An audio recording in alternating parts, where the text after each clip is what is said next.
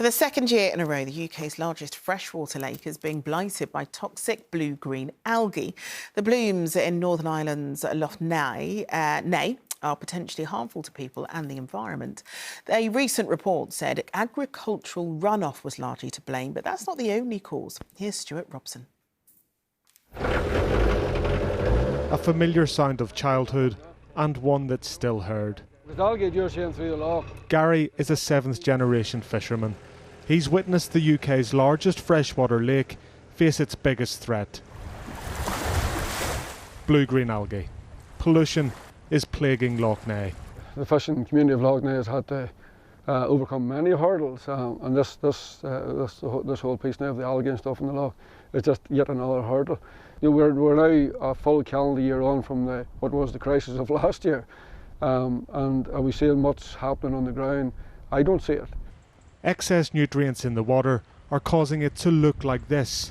Agricultural runoff, wastewater treatment works and septic tanks to blame, along with a warming climate. If we don't get this right now, what in 10 years?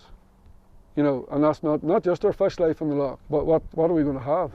Fishermen like Gary have seen how bad the blue-green algae is on Lough Neagh from the water. But 35 miles away in Belfast, scientists are now discovering how serious this situation really is.